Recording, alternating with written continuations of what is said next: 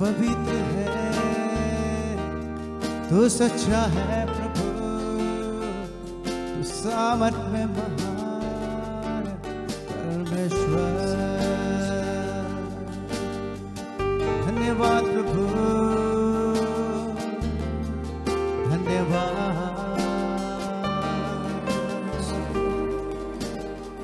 Hallelujah.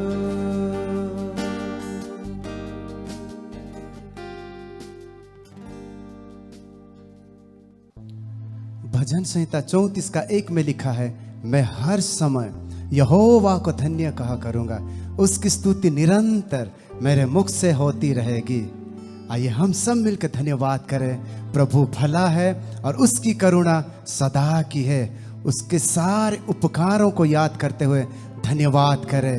धन्यवाद यीशु, धन्यवाद यीशु।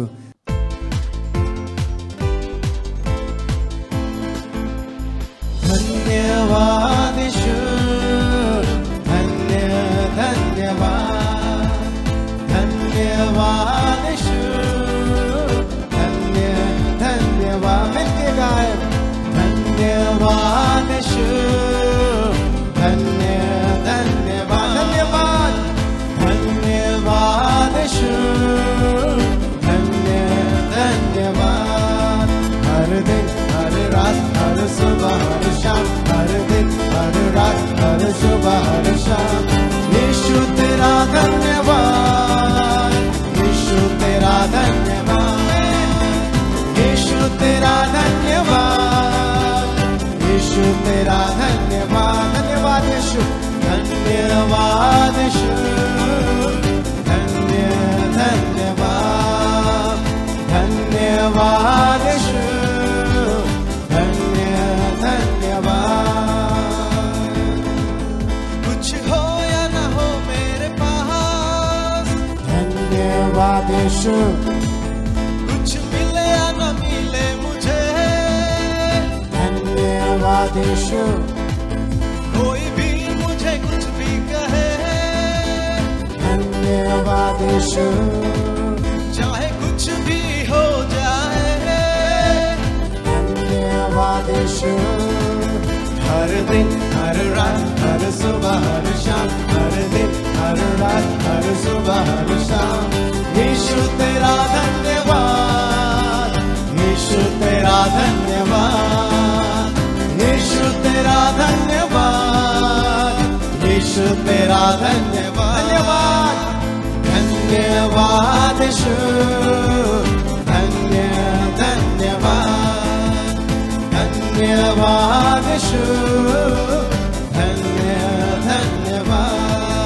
बीमारी और चंगाई में धन्यवाद यीशु, दुख मुसीबत आनंद में धन्यवाद यीशु, मेरी भलाई और बुराई में धन्यवाद यीशु, मेरी हर परिस्थितियों में धन्यवाद यीशु। हर दिन हर रात हर सुबह हर शाम, हर दिन हर रात हर सुबह हर शाम, यीशु तेरा धन्यवाद, यीशु तेरा धन्यवाद, यीशु तेरा धन्यवाद, यीशु तेरा धन्यवाद। धन्यवाद यीशु, धन्यवाद यीशु, धन्यवाद, धन्यवाद यीशु, धन्यवाद। मेरे नफरत बदनामी में धन्यवाद यीशु, मेरे अपमान निंदाओं में धन्यवाद यीशु, मेरी आशा निराशाओं में धन्यवाद यीशु। हर दिन हर रात हर सुबह हर शाम, हर दिन हर रात हर सुबह हर शाम, यीशु तेरा धन्यवाद, यीशु तेरा धन्यवाद, यीशु तेरा धन्यवाद, यीशु तेरा धन्यवाद। हम मिलके गाए धन्यवाद यीशु, धन्यवाद, धन्यवाद यीशु, धन्यवाद, धन्यवाद यीशु, धन्यवाद यीशु। पर अपने हाथों को उठाकर धन्यवाद यीशु, धन्यवाद, धन्यवाद यीशु,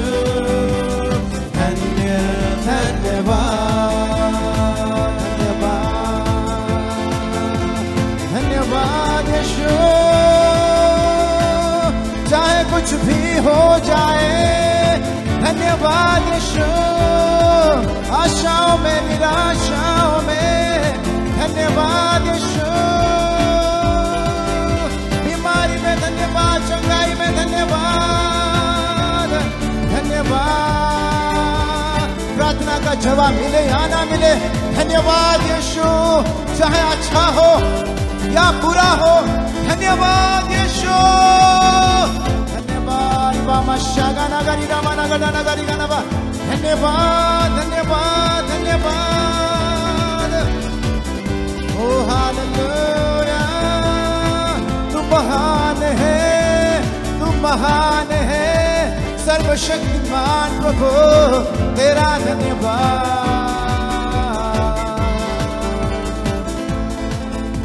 यहोवा महान है, सबसे महान है, उसकी करुणा सदा के लिए है। यहोवा महान है, सबसे महान है, उसकी करुणा सदा के लिए है। वो पवित्र सत्य सर्वशक्तिमान, वो पवित्र सत्य सर्वशक्तिमान, वो पवित्र सत्य सर्वशक्तिमान,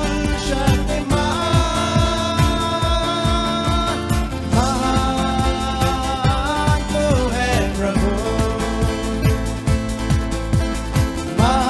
महान तू है प्रभु, महान तू है प्रभु। यहोवा महान है, अति सामर्थ्य है, मेरा छुड़ाने वाला, मेरा छुड़ाने वाला वो जीवित है, यहोवा महान है, अति सामर्थ्य है, मेरा छुड़ाने वाला वो जीवित है, वो पवित्र सत्य सर्वशक्तिमान, वो पवित्र सत्य सर्वशक्तिमान, वो पवित्र सत्य सर्वशक्तिमान,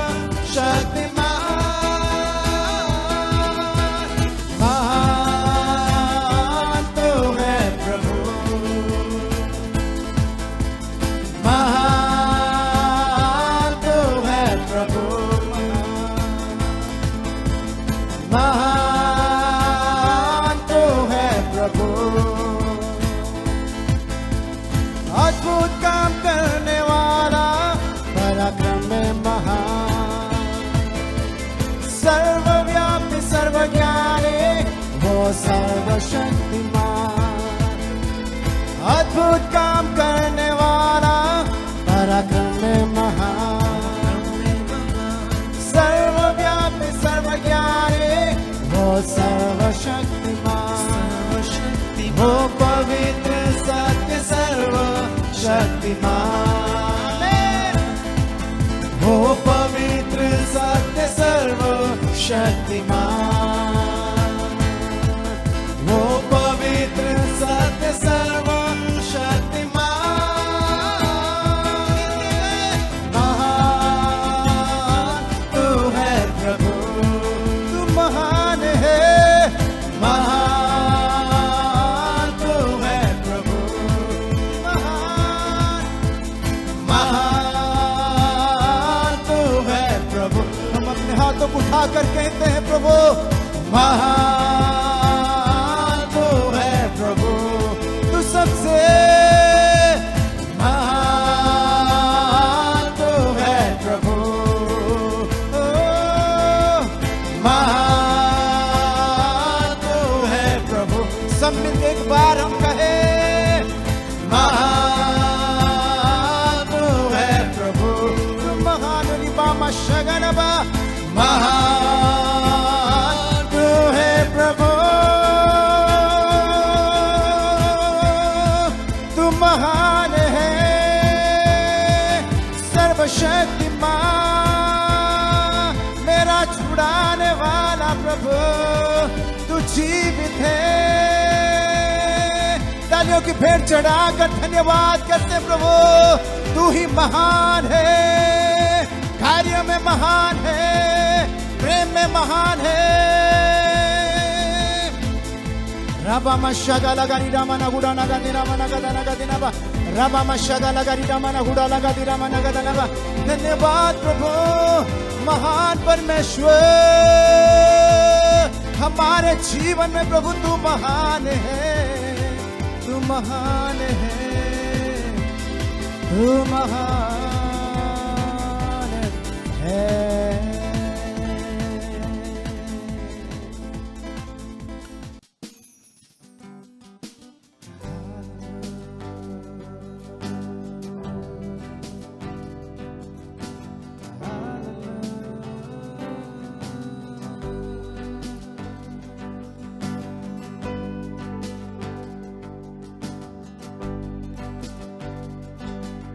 मैं गाऊं हालेलुया,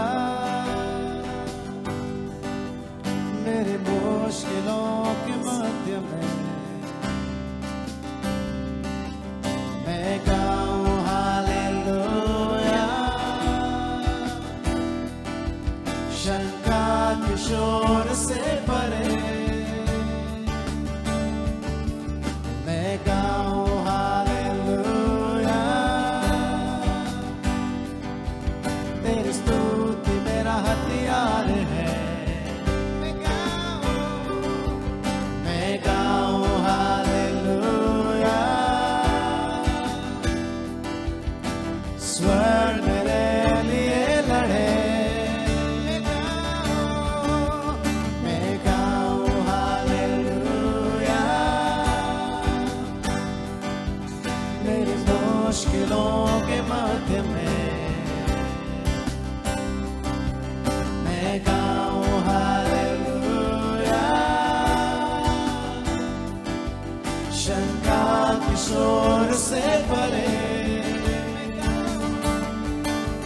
मैं गाऊं हालेलुया, तेरी स्तुति मेरा हथियार है। मैं गाऊं हालेलुया, स्वर्ग मेरे लिए लड़े। गाऊं एक गीत तूफानों में मैं, ऊंची आवाज से कोई रोक ना सके। रात में से भी आशा उठेगी, मौत को हराकर राजा जीवित हुआ। गाऊं एक गीत तूफानों में मैं, ऊंची आवाज से कोई रोक ना सके। रात में से भी आशा उठेगी, मौत को हराकर राजा जीवित हुआ। मैं गाऊं हालेलुया, मेरे सारे तन और मन से मैं गाऊं हालेलुया, अंधेरा सारा दूर हटे। मैं गाऊं हालेलुया, जब भी मुझे समझ ना आए। मैं गाऊं हालेलुया, डर तेरा मुझ पर जोर नहीं। गाऊं एक गीत तूफानों में मैं, ऊंची आवाज से कोई रोक ना सके। रात में से भी आशा उठेगी, मौत को हराकर राजा जीवित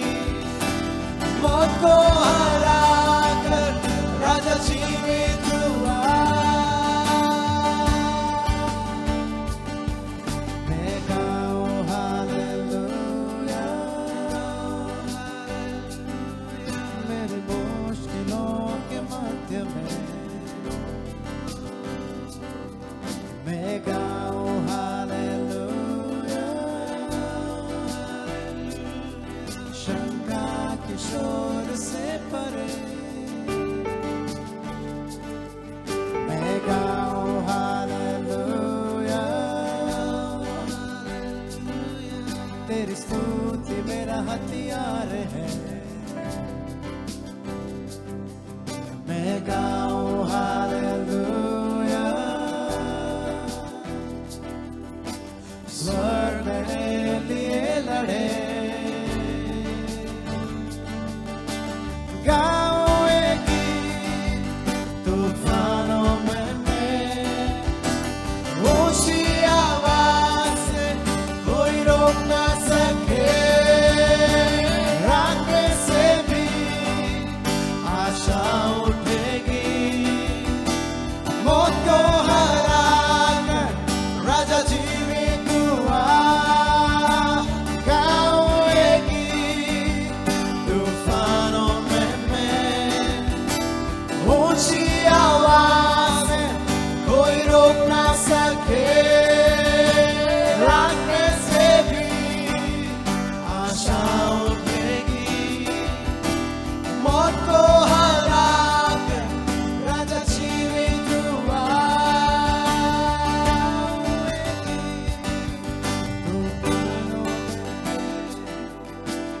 ऊंची आवाज से कोई रोक ना सके।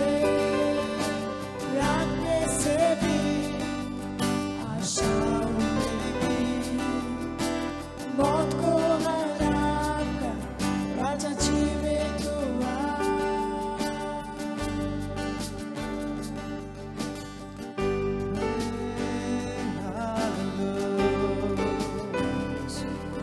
हालेलुया,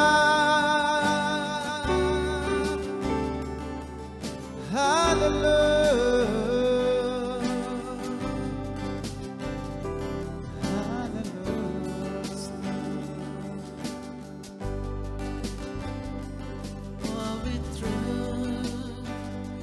पवित्र तू है प्रभु सर्वशक्तिमान। योग्य है मेरा, योग्य है मेरा, तू पवित्र पवित्र तू है प्रभु सर्वशक्तिमान। योग्य है मेरा, योग्य है मेरा, तू पवित्र पवित्र तू है प्रभु सर्वशक्तिमान। योग्य है मेरा,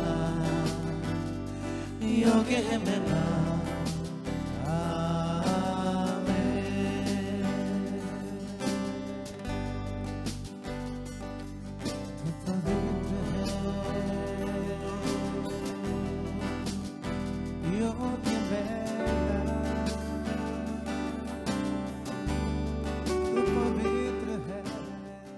प्रार्थना जारी रखें और हम धन्यवाद करते रहें। हालेलुया। जहाँ भी आप हैं अपने हाथों को उठाकर परमेश्वर को धन्यवाद दीजिए। उसकी भलाइयों के लिए प्रभु को धन्यवाद दीजिए, उसकी करुणा के लिए प्रभु को धन्यवाद दीजिए। उसका नाम पवित्र है। सचमुच मुश्किलों के मध्य में, परेशानियों के बीच में अपने लोगों के लिए चिंता करने वाला, अपने लोगों के लिए सोचने वाला, अपने लोगों के लिए उतर कर आने वाला परमेश्वर, तेरा धन्यवाद, तेरा धन्यवाद, तेरा धन्यवाद। Hallelujah, hallelujah, hallelujah. अपने आवाज़ को उठाइए, प्रभु को धन्यवाद दीजिए। अपने घर में जहाँ भी आप ये सुन रहे हैं, देख रहे हैं, अपने दिल को खोलकर परमेश्वर को धन्यवाद देना शुरू करिए। तू महान है, तू योग्य है, तू सनातन है, तू अद्भुत है परमेश्वर। विपरीत हालातों में प्रभु तेरी आराधना करना, तेरी स्तुति करना हमको तू सिखा दे प्रभु, ऐसी हम प्रार्थना करते हैं। जय जयकार, जय जयकार, जय जयकार प्रभु तेरी भलाइयों के लिए जो हमें याद हैं, जो हम भूल गए प्रभु, जिनको हमने प्रभु चूक गए, उन सारी भलाइयों के लिए भी प्रभु हम आपको धन्यवाद देना चाहते हैं। You are worthy, you are worthy, you are worthy, you are worthy. Hallelujah. We bring you an offering of praise. We bring an offering of worship. आराधना और स्तुति का बलिदान हम लेकर आते हैं प्रभु। तू योग्य है, योग्य है, योग्य है, योग्य है। शोदाना रबाला रमा से टेरी आंदोरदमा। हालेलुया। पाप क्षमा करने वाला परमेश्वर, नई शुरुआत देने वाला परमेश्वर, अपने प्रजा के हाथ को पकड़ कर ले चलने वाला परमेश्वर। God who takes care of his people. God is concerned about his people. God who is working behind the scenes for his people. अपने लोगों के लिए प्रत्यक्ष और परोक्ष रूप में कार्य करने वाला परमेश्वर। धन्यवाद धन्यवाद धन्यवाद धन्यवाद धन्यवाद धन्यवाद। हालेलुया। प्रार्थना और स्तुति आपके होंठों से उठने पाए। केवल ये एक सवा घंटे का कुछ प्रोग्राम देख लिया ऐसा ना होने पाए। आपका दिल प्रभु से जोड़िए, आपके आत्मा को पवित्र आत्मा से कनेक्ट करिए और प्रभु से बोलिए, प्रभु ये जीवन तेरा है, मेरा सब कुछ तेरा है, मेरे दिन तेरे हैं, मेरा समय तेरा है स्वामी। कोटि कोटि कोटि कोटि कोटि धन्यवाद धन्यवाद धन्यवाद धन्यवाद धन्यवाद। किन किन शब्दों से प्रभु हम तेरा धन्यवाद करें, किन किन बातों के लिए प्रभु हम तेरा धन्यवाद करें, लेकिन हमें कहीं तो शुरू करना होगा। और आज के दिन और अभी हम तेरा धन्यवाद करते हैं प्रभु, हमारे परिवारों के लिए, हमारे बुजुर्गों के लिए, हमारे बच्चों के लिए, हमारे भोजन के लिए जो तूने प्रबंध किया है, हमारे आर्थिक व्यवस्था को जो तूने प्रभु नियंत्रित कर रखा है, हमारी हालातों को तूने अपने मुट्ठी में ले रखा है, इसलिए हम तेरा धन्यवाद करते प्रभु। सपने और इरादों से बढ़कर हमारे लिए कार्य करने वाले प्रभु, तेरा धन्यवाद तेरा धन्यवाद तेरा धन्यवाद हम देते प्रभु। सारा आदर सारी महिमा आपको हम देते। वचन से प्रभु तू हमसे बात कर, ऐसी हम प्रार्थना करते हैं। अपने आप को प्रिपेयर करते हैं प्रभु जी। ओ हर प्रकार की निराशा दूर करते हैं, हर प्रकार का दुचित्तापन दूर करते हैं, हर प्रकार की भ्रमित करने वाली बातों को दूर करते हैं। तेरे वचन की सामर्थ हम में और हमारे द्वारा कार्य करने पाए। सारा आदर सारी महिमा आपको देते हुए प्रार्थना प्रभु यीशु मसीह के अद्भुत और सामर्थी नाम से मांगते हैं। आमेन और आमेन। उत्पत्ति की पुस्तक 37 अध्याय, जेनेसिस चैप्टर 37। और अगर आप वहां पर पहुंचे तब तक मैं आपको कुछ बातें बता दूं। यहां पर यूसुफ की कहानी है और यूसुफ के जीवन का सार यह है कि परमेश्वर उसके जीवन में निरंतर कार्य कर रहा था। कुछ समय उसे लग रहा था, कुछ समय उसे दिख रहा था, लेकिन कई बार उसे दिखाई नहीं पड़ा, तब भी परमेश्वर उसके जीवन में कार्य कर रहा था। उत्पत्ति 37 की पहली कुछ आयतें मैं आपके लिए यहां से पढ़ूंगा। याकूब तो कनान देश में रहता था, जहां उसका पिता परदेशी होकर रहा था। याकूब के वंश का वृतांत यही है। यूसुफ 17 वर्ष का होकर अपने भाइयों के संग भेड़ बकरियों को चराता था, और वह लड़का अपने पिता की पत्नी बिल्हा और जिल्पा के पुत्रों के संग रहा करता था, और उनकी बुराइयों का समाचार अपने पिता के पास पहुंचाया करता था। इज़राइल अपने सब पुत्रों से बढ़ के यूसुफ से प्रीति रखता था, क्योंकि वो उससे बुढ़ापे का पुत्र था, और उसने उसके लिए एक रंग बिरंगा अंगरखा बनवाया। चौथी आयत। परंतु जब उसके भाइयों ने देखा कि हमारा पिता हम सब भाइयों से अधिक उसी से प्रीति रखता है, तब वे उससे बैर करने लगे और उसके साथ ठीक से बात भी नहीं करते थे। ठीक से बात भी नहीं करते थे। यूसुफ की कहानी, यूसुफ का वृतांत यहाँ से शुरू होता है, और यहाँ से शुरू होकर उत्पत्ति के आखिरी अध्याय यानी कि 50वें अध्याय तक अब यूसुफ की बातें, यूसुफ के कार्य हम देखते चले जाएंगे। लेकिन उसके जीवन को अलग अलग घटकों में, अलग अलग खंडों में अपन बांट सकते हैं, और मैं आपको पेश करना चाहता हूँ पहला घटक या पहला खंड यूसुफ के जीवन के अंदर चरागाह के अंदर है, यानी कि अपने भाइयों के साथ है। अपने भाइयों की और अपने पिता की भेड़ों की देखरेख करते हुए हम यूसुफ को पाते हैं। उसके भाई उससे नफरत करते हैं, और कारण भी है कि उसे नफरत करते हैं। उसे सपने आते हैं भाई, और सपने भी ऐसे आते हैं जहां पर वो खुद अपने आप को उठता हुआ देखता है और उसके भाइयों को उसके सामने झुकता हुआ देखता है। और एक नहीं 2 बार ऐसे सपने आते हैं। इसी अध्याय के 5वीं आयत और उसके बाद 9वीं आयत में दोनों सपनों का वृतांत है। एक बार तो लिखा है सारे पूले, यानी कि खेत में जब अनाज बांध लेते हैं, सारे पूले इसके यूसुफ के पूले के आगे झुक रहे हैं। और उतना ही नहीं, दूसरी बार जब सपना देखता है तो क्या देखता है? 9वीं आयत में लिखा है, फिर उसने एक और स्वप्न देखा और अपने भाइयों से उसका भी यूं वर्णन किया, सुनो मैंने एक और स्वप्न देखा है कि सूर्य और चंद्रमा और 11 तारे मुझे दंडवत कर रहे हैं। यानी कि स्वप्न तो देख रहा है, लेकिन स्वप्न में क्या देख रहा है? कि लोग उसके सामने झुक रहे हैं। तो एक तो इसकी हालात यह है, एक खंड यह है जब वो अपने पिता के घर पर है, अपने पिता की भेड़ों को संभाल रहा है, अपने भाइयों के अधीन है और सपना देख रहा है और सपने में भी अपने आप को ऊंचा वो देखता है। पहला भाग हो गया। दूसरे भाग में जब हम आते हैं, हम पाते हैं उसको एक खड्डे के अंदर पाते हैं और 37वें अध्याय के अंदर ही हम इस बात को देखते हैं। 23 और 24 में देखिए, 37, 23 एंड 24 में आप देखिए। इसलिए ऐसा हुआ कि जब यूसुफ अपने भाइयों के पास पहुंचा तब उन्होंने उसका रंग बिरंगा अंगरखा जिसे वो पहने हुए था उतार लिया और यूसुफ को उठाकर गड्ढे में डाल दिया। वह गड्ढा सूखा था और उसमें कुछ जल ना था।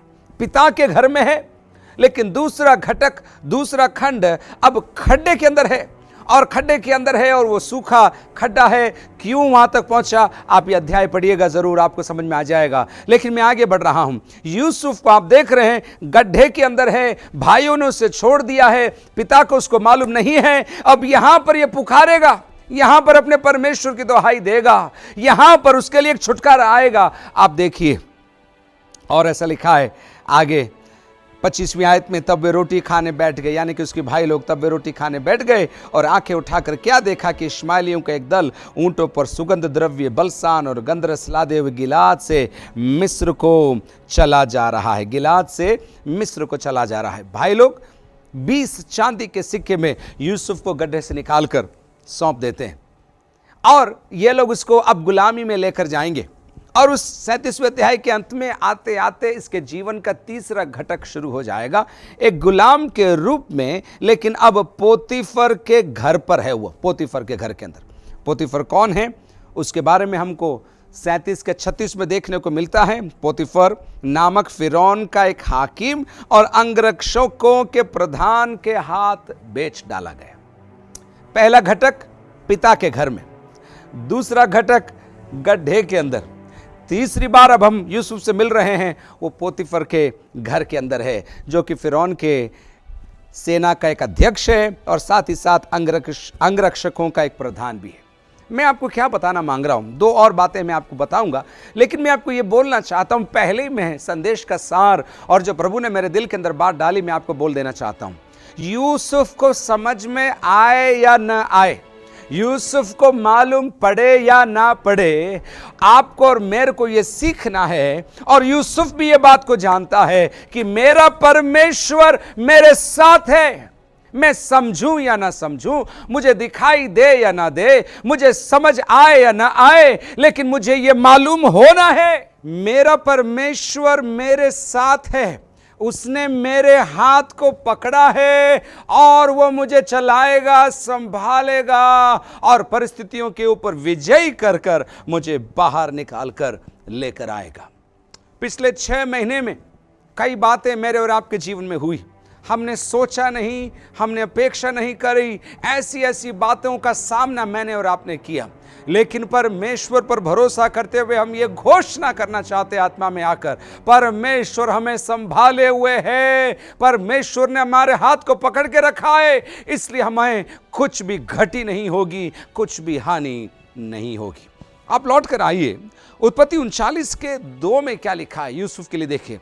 39:2 में क्या लिखा है, यूसुफ अपने मिस्री स्वामी के घर में रहता था और यहोवा उसके संग था, इसलिए वह भाग्यवान पुरुष हो गया।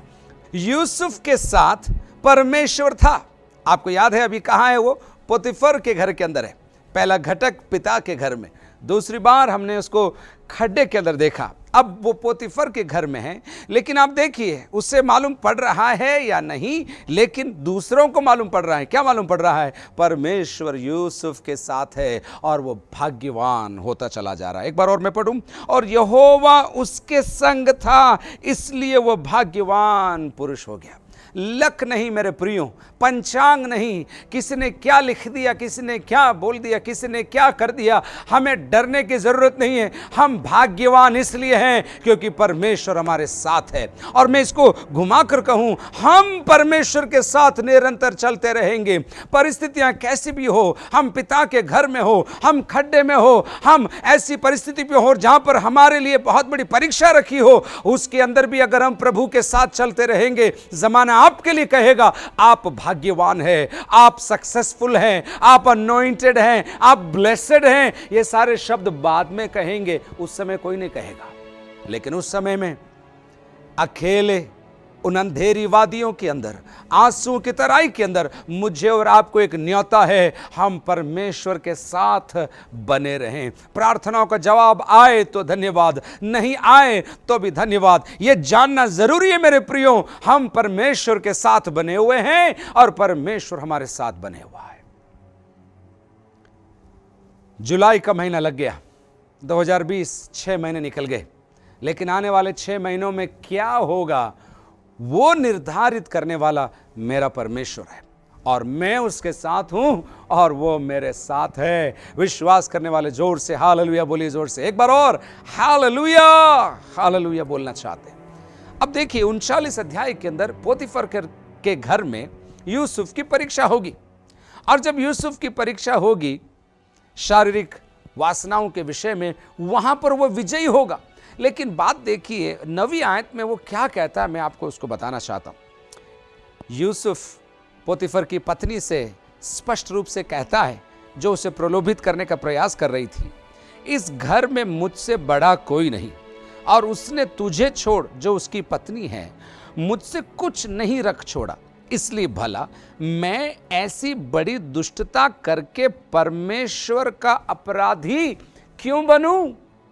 परमेश्वर मेरे साथ है, यह परमेश्वर जानता है, लेकिन यह बात मैं भी जानता हूं कि परमेश्वर मेरे साथ है, इसलिए मैं ऐसा धर्म, ऐसा पाप में नहीं कर सकता, क्योंकि मुझे मालूम है विपरीत हालात में, विपरीत परिस्थिति में, मुश्किल घड़ी में परमेश्वर मेरे साथ है। परमेश्वर मेरे साथ है।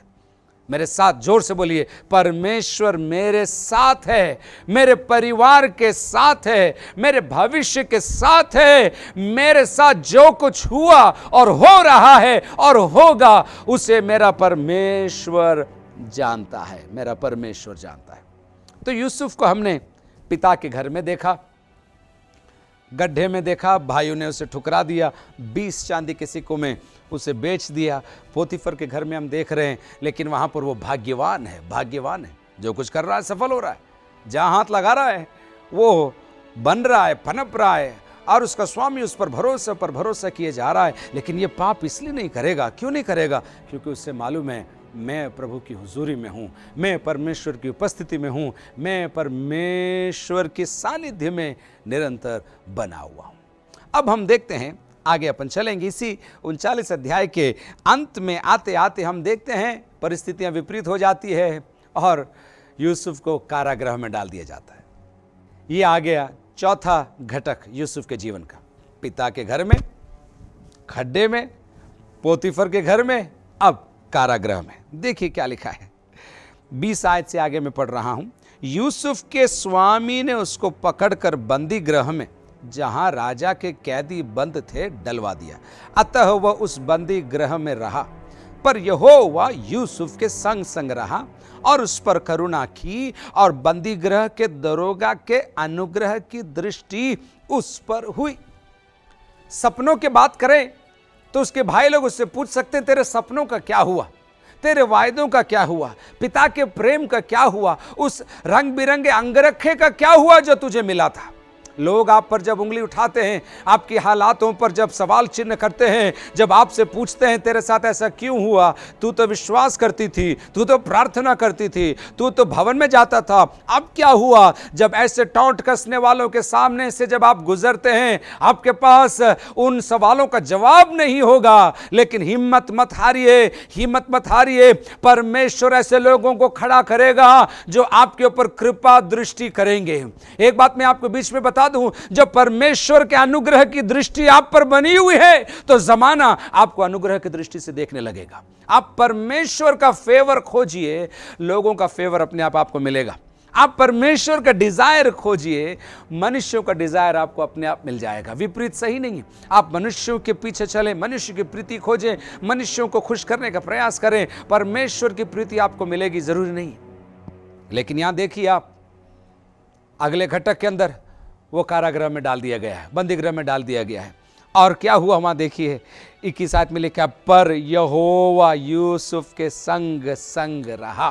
पिता के घर में यूसुफ के साथ परमेश्वर है, गड्ढे के अंदर यूसुफ के साथ परमेश्वर है, पोतीफर के घर के अंदर यूसुफ के साथ परमेश्वर है, बंदी गृह के अंदर देखिए क्या लिखा है, यूसुफ के साथ परमेश्वर है। आपकी अवस्था क्या है आज सुबह?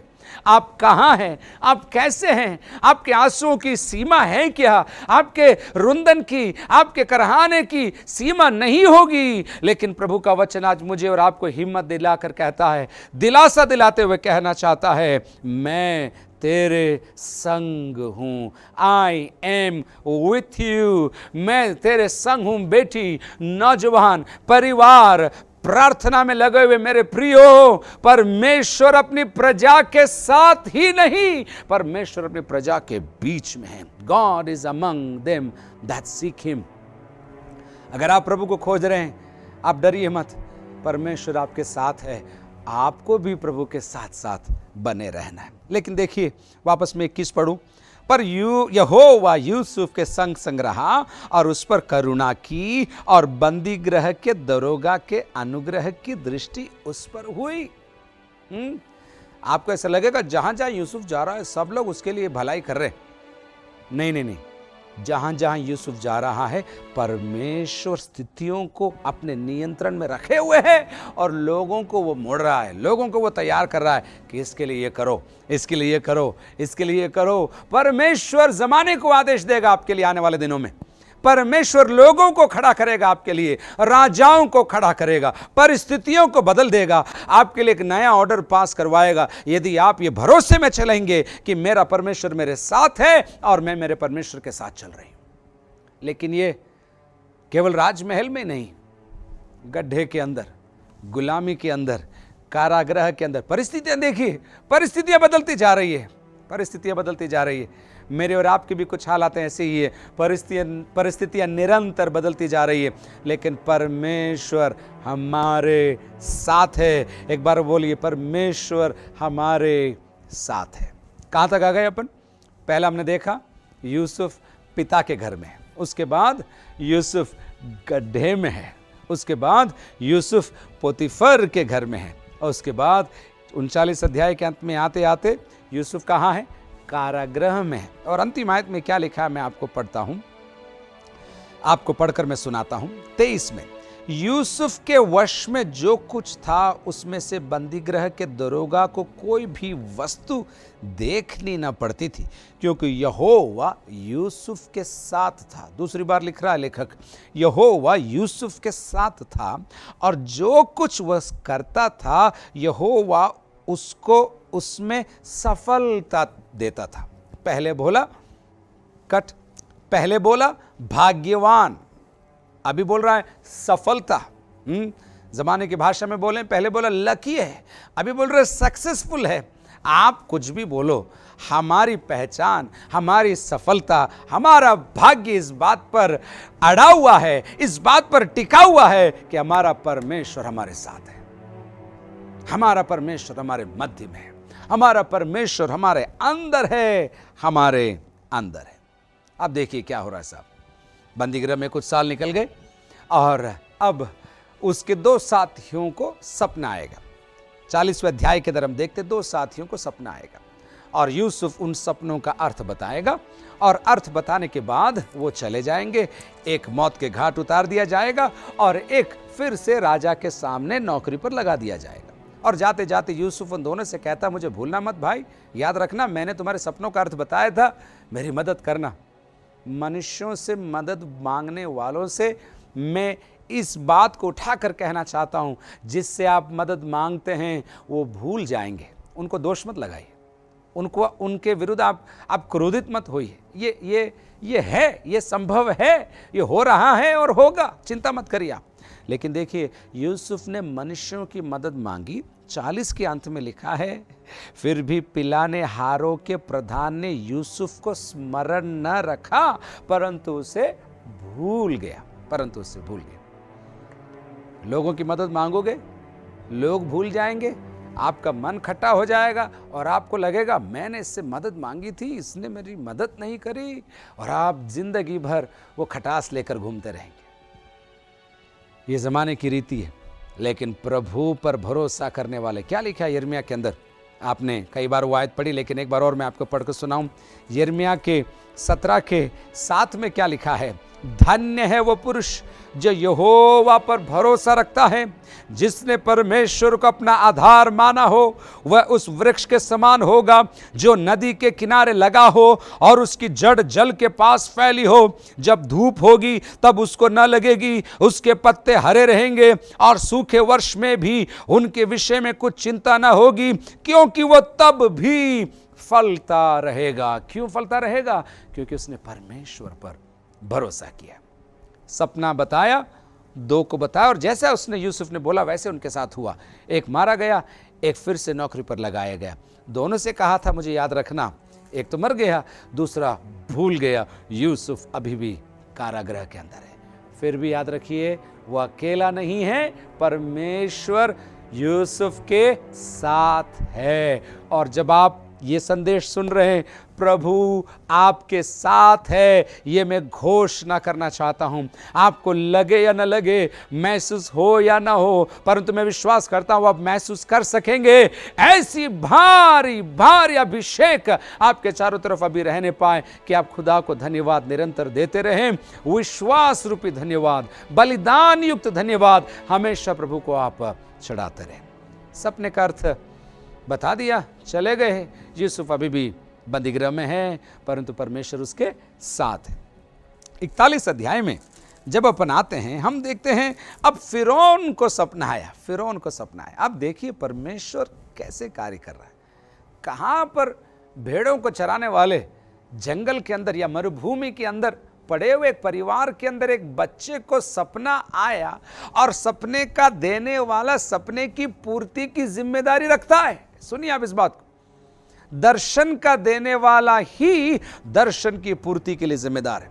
जब प्रभु आपको कोई दर्शन देता है तो आप आवेश में ना आए, आप उतावली ना करें कि मुझे दर्शन मिला है, मुझे पूरा करना है। नहीं, दर्शन प्रभु ने दिया है, दर्शन प्रभु पूरा करेगा। यूसुफ को सपना दिया एक छोटी उम्र में, हालात बदल गए, परिस्थितियां बिगड़ गई, लेकिन प्रभु बड़े बड़े चीजों को हिला रहा है, वो परिस्थितियों को घुमा रहा है, ताकि जो उसने दर्शन यूसुफ को दिया उसको वो पूरा कर सके। कहाँ पहुंच गए अपन?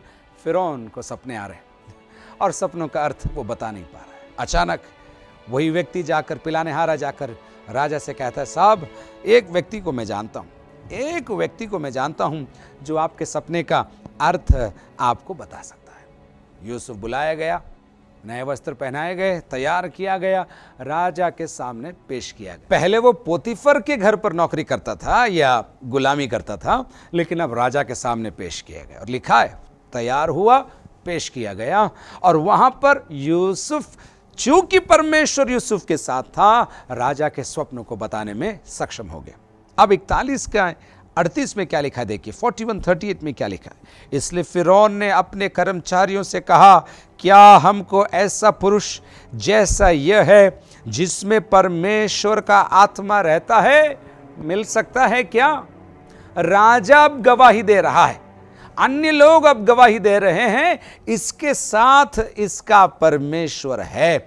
भविष्यवाणी के रूप में मैं कहना चाहता हूं, आत्मा में मैं घोषणा करना चाहता हूं, अभी लोगों को नहीं मालूम पड़ रहा कि आपका परमेश्वर आपके साथ है और आप आपके परमेश्वर के साथ हैं। लोगों को तो उल्टा ही दिख पड़ रहा है, लेकिन एक समय बहुत जल्दी आ रहा है। विश्वास से मैं उससे आदेश देता हूं, भविष्य को आदेश देता हूं, वर्तमान में आ जाए कि लोग कहने लगे इसके साथ इसका परमेश्वर है।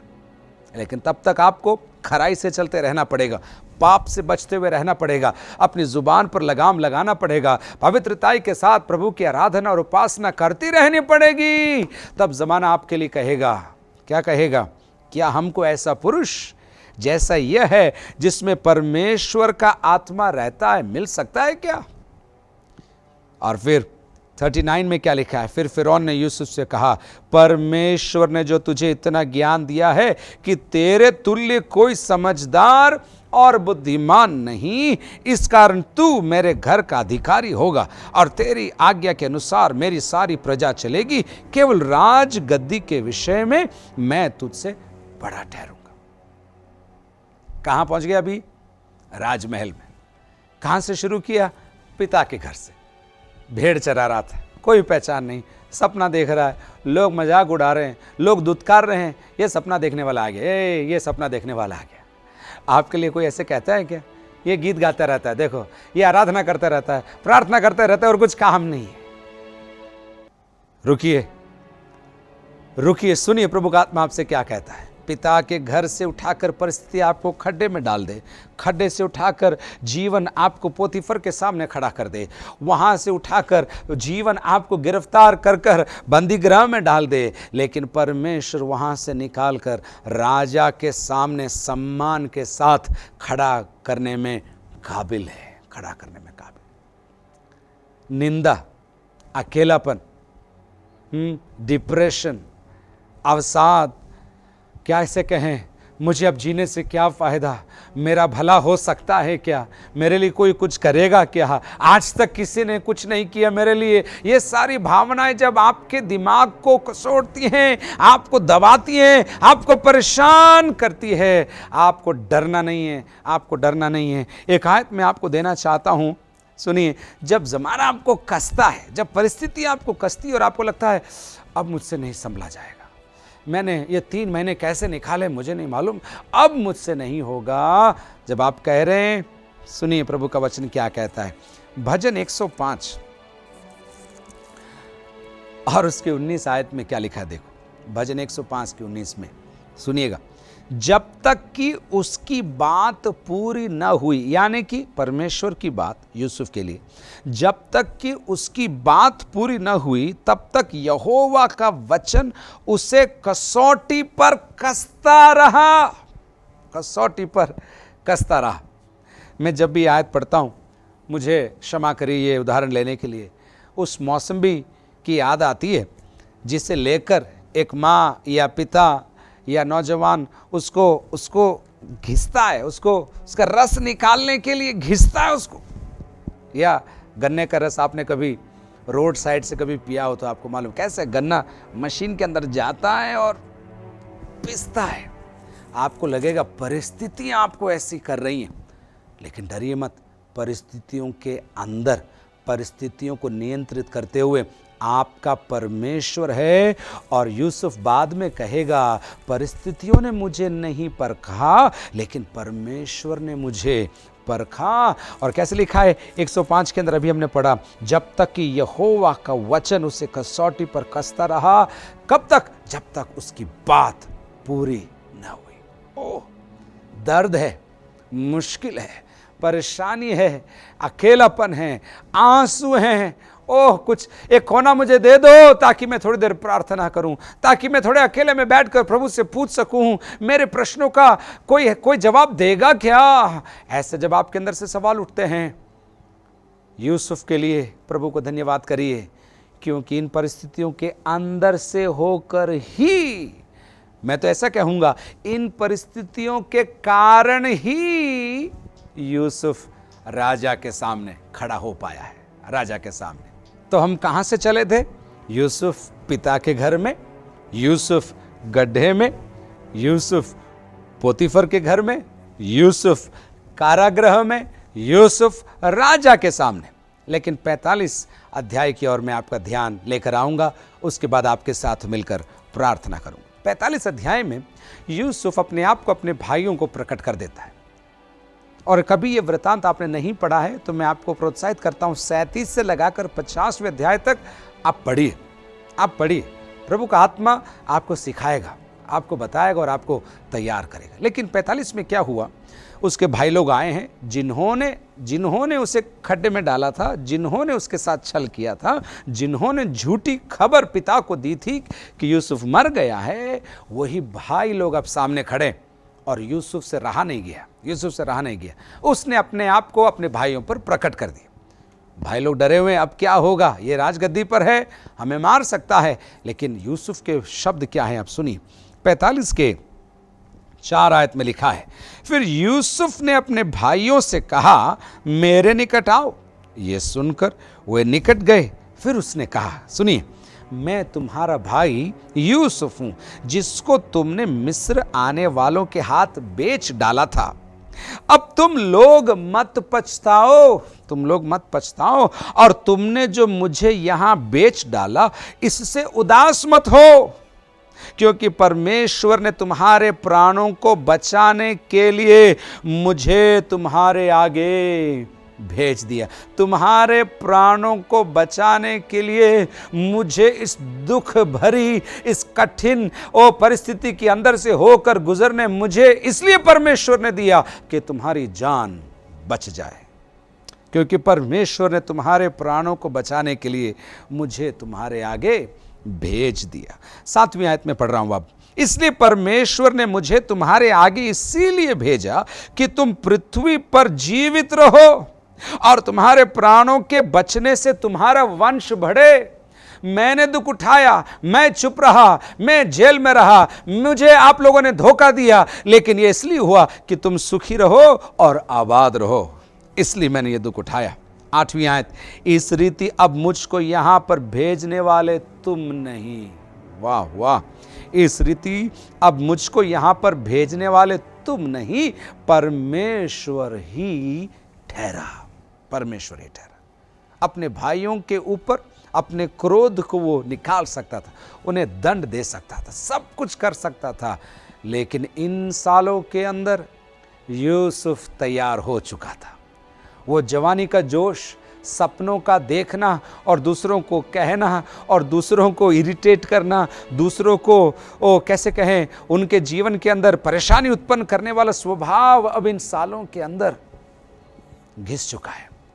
यूसुफ तैयार हो चुका है, और जब तैयार हो गया तो वो क्या कर रहा है, उनसे कह रहा है, तुमने मुझे यहां तक नहीं पहुंचाया, लेकिन परमेश्वर ने मुझे पिता के घर से निकालकर, गड्ढे में से होते हुए, पोतीफर के घर से, बंदीगृह से निकालते हुए, राजा के सामने खड़ा करके, मंत्री पद देकर अब तुम्हारे सामने क्यों खड़ा किया, ताकि तुम्हारा वंश चल सके, तुम बच सको। और ये सारा कार्यक्रम तुमने नहीं, मेरे परमेश्वर ने पूरा किया, मेरे परमेश्वर ने पूरा किया। क्या गवाही। एक और आयत में आपके लिए पढ़ूं, 50वें अध्याय, उत्पत्ति 50 का 20। यद्यपि तुम लोगों ने मेरे लिए बुराई का विचार किया था, यद्यपि तुम लोगों ने, ये सबके लिए है, ये सबके लिए सुनिए, यद्यपि तुम लोगों ने मेरी बुराई का विचार किया था, परंतु परमेश्वर ने उसी बात में भलाई का विचार किया, जिससे वो ऐसा करे जैसा आज के दिन प्रकट है कि बहुत से लोगों के प्राण बचे। तुमने बुराई ठानी थी, लेकिन उसी बुराई के अंदर खुदा ने हाथ डाला और भलाई उत्पन्न कर दी। आप आज किस बात से परेशान हैं? किसके ऊपर आप दोष लगा रहे हैं? क्या सोच रहे हैं आपकी ये नहीं होता तो कितना अच्छा होता? कुछ दिन के बाद आप धन्यवाद देकर कहेंगे, ये हुआ इसलिए प्रभु तेरा धन्यवाद, ऐसा मेरे साथ हुआ इसलिए प्रभु तेरा कोटि कोटि कोटि धन्यवाद। जिनके पास नौकरी नहीं है उनके लिए मैं प्रार्थना करने जा रहा हूं, जिन्होंने अपने प्रियजनों को खोया है उनके लिए मैं प्रार्थना करने जा रहा हूं, जिनको इन 3-3.5 महीनों के अंदर बहुत नुकसान हुआ आपको लगता है, उनके लिए मैं प्रार्थना करने जा रहा हूं। लेकिन आपको याद रखना है, आपको ये घोषणा करना है, अपने मुंह से ये ऐलान करना है, मेरा परमेश्वर मेरे साथ है, मेरा परमेश्वर मेरे साथ है, और इस बुराई को, जो मुझे बुराई लग रही है, उसको बदलकर भलाई उत्पन्न करेगा, भलाई उत्पन्न करेगा। 2-3 बातें बता दूं प्रार्थना से पहले।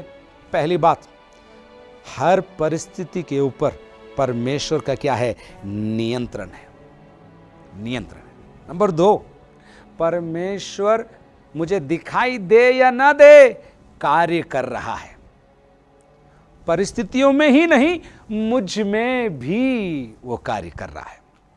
एक और बात, न केवल इतना, दो बात मैंने आपको बताई, हर परिस्थिति पर परमेश्वर का नियंत्रण है। दूसरी बात मैंने आपको बोला, परमेश्वर कार्य कर रहा है, मुझे दिखाई दे या ना दे।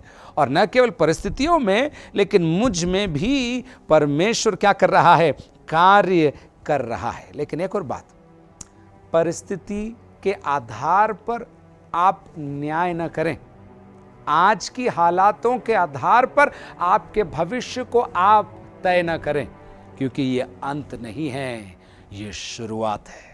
ये शुरुआत है, एक आशीष की शुरुआत है, एक नए दौर की शुरुआत है, प्रभु की प्रतिज्ञाओं के पूर्तिकरण की शुरुआत है। इसलिए आज की हालात के आधार पर आप जजमेंट न दें कि मेरे साथ तो अब ऐसा ही होगा, अब कुछ नहीं होगा, अब मेरे साथ ऐसा नहीं हो सकता, मेरी उम्र निकल गई, या मुझे पोस्टिंग नहीं मिलेगी, या मेरे विवाह नहीं होगा। ये सारी बातों को आप छोड़ दीजिए। एक नई शुरुआत प्रभु देना चाहता है। प्रभु यीशु मसीह के साथ भी ऐसा ही हुआ था। वो भलाई करता फिरा लिखा है, लेकिन ज़माने ने उसको क्रूस पर चढ़ा दिया और लोगों ने सोचा कि हमने इसका काम तमाम कर दिया है। लेकिन क्रूस पर चढ़ने के बाद जब वो मारा गया, वो कब्र में रखा गया, और बाइबल बताती है तीसरे दिन वो जी उठा। मरने के कारण और जी उठने के कारण क्या हुआ मालूम? मुझे और आपको उद्धार का मार्ग प्राप्त हो गया। आज मेरी आवाज़ को सुनने वालों में आपसे ये कहना चाहता हूँ, आपको मैं याद दिलाना चाहता हूँ, यीशु के जीवन में भी ऐसा ही हुआ। विपरीत अवस्था के बावजूद परमेश्वर ने अपने हाथ को बढ़ाकर उस विपरीत हालात के अंदर से मेरे लिए और आपके लिए उद्धार का मार्ग तैयार कर दिया। अगर आप यीशु को एक गुरु के रूप में ही जानते हैं, एक अच्छे स्वामी के रूप में जानते हैं, एक अच्छे टीचर के रूप में जानते हैं, मैं आपसे कहना चाहता हूँ, उसके मारे जाने से, उसके गाड़े जाने से और उसके तीसरे दिन जी उठने के द्वारा मुझे और आपको उद्धार का मार्ग मिल गया है। अब हमें पापों में मरने की ज़रूरत नहीं है, हमारे लिए उद्धार का मार्ग प्रशस्त हो गया है। आप पूछेंगे मैं उद्धार पाने के लिए क्या करूँ? विश्वास करिए, केवल विश्वास करिए यीशु पर, और मुंह से अंगीकार करिए, यीशु तू मेरा प्रभु है। और साथ ही साथ जीवन के अंदर जिसे छोड़ना है, जिन बातों को छोड़ना है, जिन आदतों को छोड़ना है, प्रभु की सहायता से उन बातों को छोड़कर नई राह को आप पकड़ें। प्रभु आपके साथ है। प्रभु आपको बहुत बहुत आशीष दे। तू भलाई बिना कुछ करता नहीं, सब बुराई मिटाने वाले। मिलके गाइए।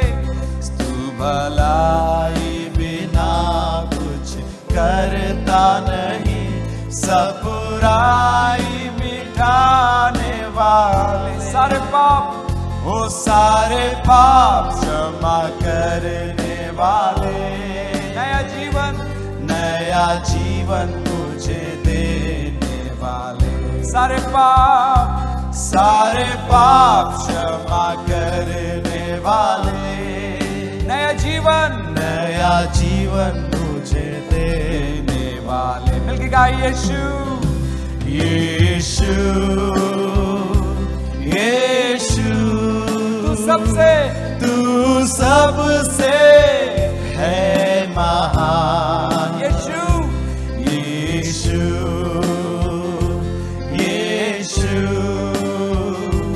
खुश रहती है तुझ में ये जान। यीशु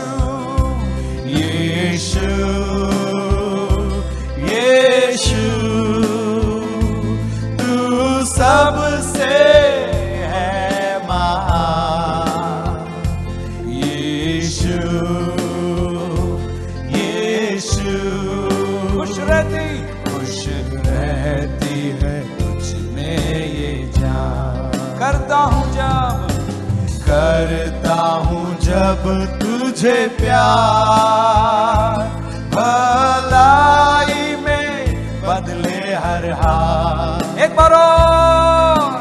करता हूँ जब तुझे प्यार, भलाई में बदले हर हाल। मानता हूँ जब तेरी बात, मानता हूँ जब तेरी बात आशीषों का होता अंबार। मानता हूँ जब तेरी बात, मानता हूँ जब तेरी बात आशीषों का होता अंबार। बढ़ता है फसल, बढ़ता है फजल, मिलता तेरा बल।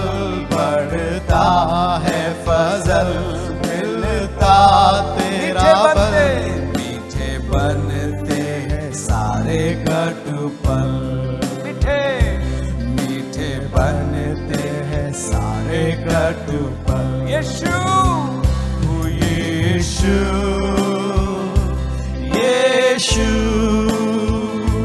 तू सबसे है महान। यीशु यीशु खुश रहती है तुझमें ये जान। एक बार और, यीशु यीशु तू सबसे है महान। यीशु यीशु खुश रहती है तुझमें ये जान। खुश रहती, खुश रहती है तुझमें ये जान। खुश रहती। खुश रहती है तुझमें ये जान। हाथ उठा के बोलिए हालेलुया, हालेलुया, हालेलुया। आइए प्रार्थना करें। परमपिता परमेश्वर, हम आपका धन्यवाद देते हैं। हमारे मारा, हमारे कड़वे अनुभव, हमारे कटु अनुभव को हमारे लिए मधुर बनाने वाला परमेश्वर, हमारे आज के निराशा, दुख और दर्द के आंसुओं को खुशी के आंसू में बदलने वाला परमेश्वर, हम तेरी तारीफ करते, तेरी महिमा करते, तेरा धन्यवाद हम करते हैं प्रभु।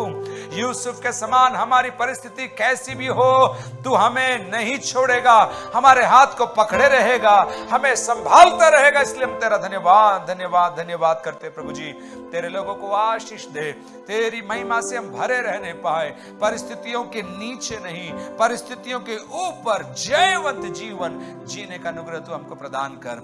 हमारे बोझ को तूने उठा लिया है, हमारी प्रार्थनाओं को तूने सुन लिया है, क्योंकि हम विश्वास के साथ धन्यवाद देते हुए यीशु के नाम से मांगते हैं, आमीन और आमीन। प्रभु आपको बहुत बहुत आशीष दे। आज की आराधना मैं विश्वास करता हूं आपके लिए आशीष का कारण ठहरेगी। निरंतर प्रार्थना करते रहें, प्रभु में बने रहें, वचन पढ़ते रहें, लोगों से फोन के द्वारा संगति बनाए रखें, और जहां जहां सरकार अनुमति दे रही है वहां पर छोटे छोटे झुंडों में आराधना शुरू हो रही है, लेकिन वहां पर भी आप सोशल डिस्टेंसिंग का ध्यान रखें, 6 से 10 फीट की दूरी बना के रखें। ये आपके फायदे के लिए, सरकार जब निर्देश बनाती है आपके फायदे के लिए, आप बराबर हाथ धोते रहें और लोगों को ये संदेश देते रहें कि सब कुछ जल्दी ठीक हो जाएगा, नॉर्मल हो जाएगा। लेकिन नॉर्मल के अंदर भी नई नई बातों को हम निरंतर सीखते जाएं और करते जाएं। प्रभु आपको बहुत बहुत आशीष दे। आने वाले दिनों की कुछ सूचनाएं हम बाद में आपको दे देंगे। स्क्रीन पर आप देखते रहिए। क्विज कंपटीशन शुरू हो चुका है, यानी कि 6 जुलाई से प्रेरितों के काम की पुस्तक के आधार पर क्विज कंपटीशन शुरू होगा। उसकी सूचना चाहिए तो आप इस नंबर पर जो नीचे अभी आपके लिए स्क्रीन पर आ रहा है उस पर आप संपर्क कर सकते हैं। 15 अगस्त को हम रोमियो की पुस्तक से कंठस्थ उसे कर हम मुँह ज़बानी कहेंगे या लिखेंगे, जैसे आपको अनुग्रह प्रभु देगा। वो सारी सूचनाएं आपको बाद में दी जा रही है। उसके साथ ही साथ कलीसिया के लिए, सेवकों के लिए, अन्य विश्वासियों के लिए निरंतर प्रार्थना आप करते रहे, क्योंकि प्रार्थना में मुझे और आपको प्रभु बल देगा। परिस्थितियों को देखकर डरे नहीं, लेकिन निरंतर प्रभु को धन्यवाद देते रहें। परमेश्वर आपके लिए नए मार्ग खोलेगा और आप गवाही देने वाले बनेंगे, गवाह बनेंगे। ऐसे आशीष के साथ आपको हम विदा करना चाहते हैं। और परमेश्वर पिता का प्रेम, प्रभु यीशु मसीह का अनुग्रह, पवित्र आत्मा की संगति और सहभागिता हम सबके साथ हमेशा हमेशा बढ़ती रहने पाए। बोलो प्रभु यीशु मसीह की जय, जय और जय। परिवार के साथ प्रार्थना निरंतर करते रहें। जब तक फिर से हम ना मिलें तब तक प्रभु हम सबको संभाले रखेगा। God bless you. प्रभु आपको आशीष दे।